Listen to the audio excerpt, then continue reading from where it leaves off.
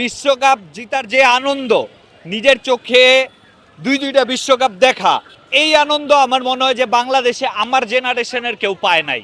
দেখেন ভাই, আমি স্পেনের হার্ডকোর সাপোর্টার, কিন্তু আর্জেন্টিনার আসলে এই জিনিসটা আমার কাছে নিজের খুব খারাপ লাগছে যে 90 মিনিটে যে শর্ট অন টার্গেট একটাও করতে পারে নাই। এটা আসলে যেমন স্পেনের মিডফিল্ড ডিফেন্সের ক্রেডিট, সেরকম হচ্ছে আর্জেন্টিনার অ্যাটাকিং এর আপনার ডিসক্রেডিট।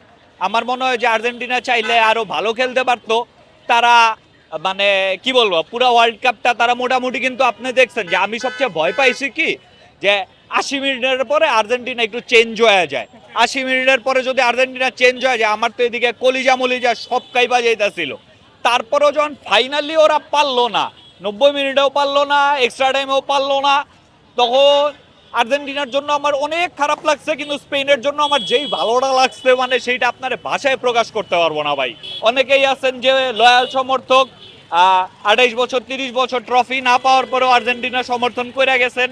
22 সালে একটা বিশ্বকাপ পাইছেন, মেসির একটা ওয়ার্ল্ড কাপ সে ডিজার্ভ করতো, সে তার এই ওয়ার্ল্ড কাপটা পাইছে।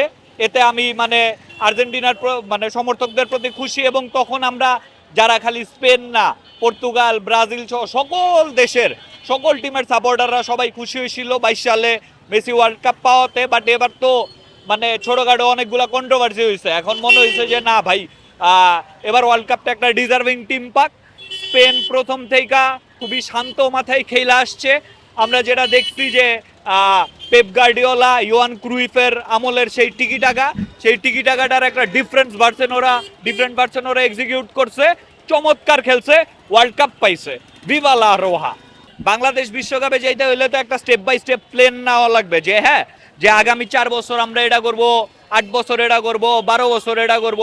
তো এইগুলা যদি আমরা না করি, আমরা যদি একের পর এক কোচ বদলাই, আমাদের খেলার মধ্যে যদি পলিটিক্স ঢুকা যায়, আমাদের যে ইয়াং গ্রামে গঞ্জে দেন, ফুটবল খেলা কাদের খেলা? ফুটবল খেলা হচ্ছে আমাদের মতো রাস্তাঘাটের পোলাবানদের খেলা। আমরা রাস্তায় বোতল দিয়া ফুটবল খেলা বড় হয়েছি। তো সেই সব জিনিসগুলারে যদি নার্চার কইরা প্রফেশনাল লেভেলে না নিয়ে যাইতে পারে, তা তো বাংলাদেশ কোনোদিন ওয়ার্ল্ড কাপ জিতা তো দূরের কথা, বাংলাদেশ খেলতেও পারবে না। তো এই জিনিসগুলো আসলে আমাদের মাথায় রাখতে হবে।